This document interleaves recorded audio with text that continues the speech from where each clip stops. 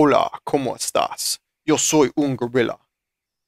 I think I pronounced that last part right. Do you like that? That's 6 years of Spanish going or talking right there. That's pretty sad.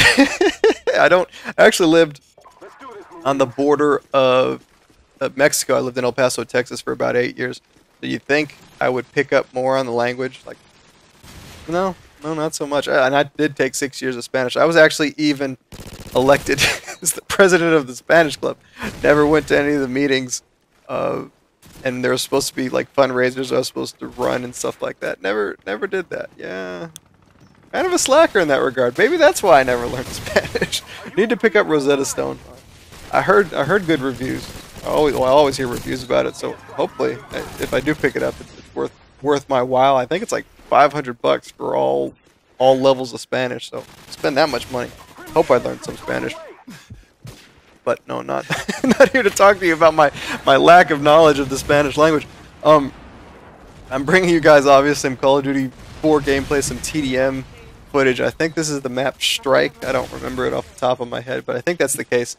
And what you guys probably already noticed is, one, I skipped ahead like 30 seconds into the game, like it just jumped frames. And that's because my cap card, whenever I stop recording and re-record again, it'll miss. Like, it'll sometimes in the first minute or two, it'll just stop recording for 30 plus seconds. So that's why I missed that footage right there. And the other thing you might notice is there's an obnoxious banner in the left-hand corner. It just keeps going over and over again, advertising, what is this, fanaticmods.com. It was different every time. Every time I ran into this, it was like awesomemods.awesomecom or something. You know, it was always some stupid banner that it repeated over and over again. It's really distracting for me. Every time it would, you know, pull up and you'd see it come up, I'd quickly look over there on my UAV. So yeah, I was already not a big fan of the advertisement, but of course that also means there's a hacker in the lobby. This guy has the ability to sit outside of the map and shoot people through walls. I think when the game first started, he like teleported to our side of the map and killed a couple of our guys. And I played Call of Duty 4 last weekend for about an hour, maybe an hour and a half, and probably about 50% of the lobbies had some type of hacker in there, or at least that banner in the room. And the hacks ranged from a variety of different things, from stuff like aimbot. This one guy had an M16 aimbot, and if you had some distance between you, he would just absolutely obliterate you. He'd just automatically, you know, pull right to your head and blow you apart. One guy had wall hacks, so he would sit in the center of the shipment, or on shipment, he'd sit in that center container and shoot people as they came up. But the problem is he was not very smart about it at all. I just always kind of... You can kind of clip, if you guys haven't noticed. What I mean is your like body parts will show through objects. And I'd see him lying prone in the container, so I just run up from behind and kill him. So, even though he could see everybody through the walls, he still went negative. Then there's this guy, and then also if the modder has host, then he'll spread the infection to everybody. And one of the lobbies I ran into, you had unlimited tubes, and you could jump like 100, 200 feet in the air, and it was like shooting a tube machine gun. It was kind of fun, I guess, for a couple minutes, but it would get annoying after a while. But yeah, if you're looking to go back and play a little Call of Duty 4, just be prepared that there's a lot of hackers. I mentioned it before on World at War that I was seeing a lot of them. The one good thing with the Call of Duty 4 experiences that I had is at least I didn't run into anybody with God mode or the ability to fly. I ran into that a couple times on World at War. So at least most of the time I could kill these guys. So it was somewhat bearable.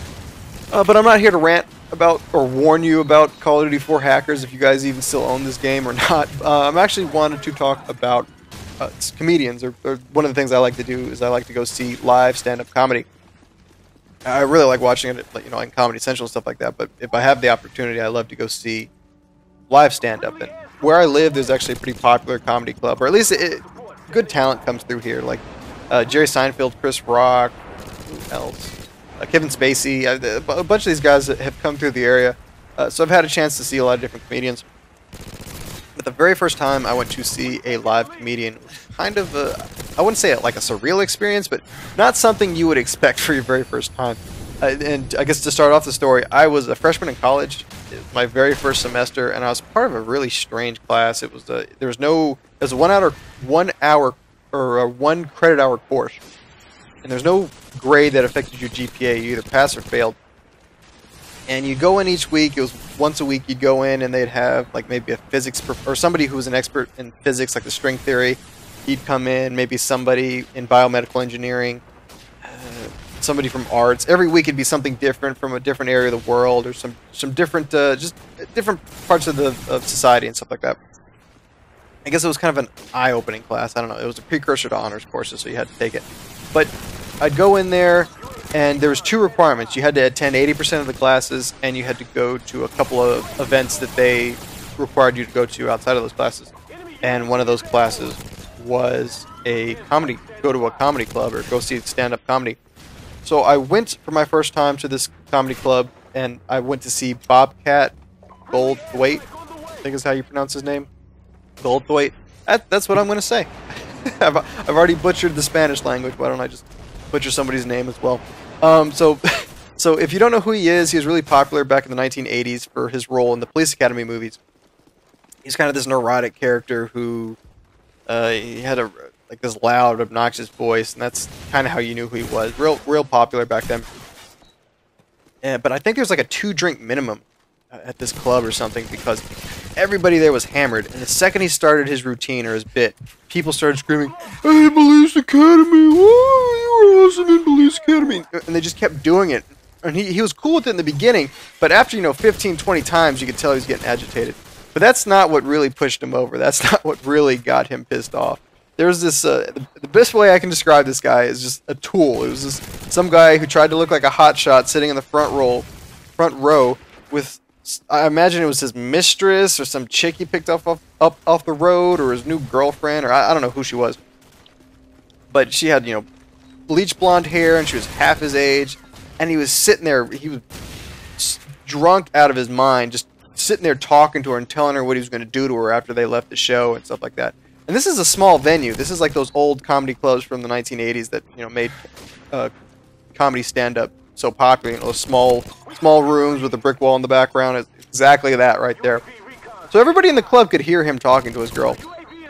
And worst off, he's in the front row, so Bobcat can hear him talking to his girl.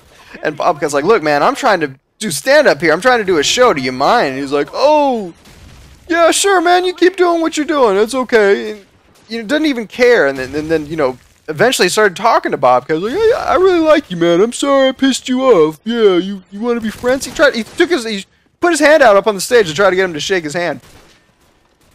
And Bobcat's just like, I'm not going to say what he said, but let's just say he had a couple words to say to the guy. He threw his mic on the ground and just stormed off stage mid-routine. Not exactly what I expect to see.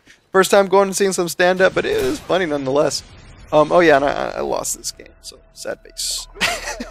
But yeah, no, I'm a big fan of seeing live comedy routines. I really want to see Daniel Tosh. I was a big fan of him even before his Tosh.0 show.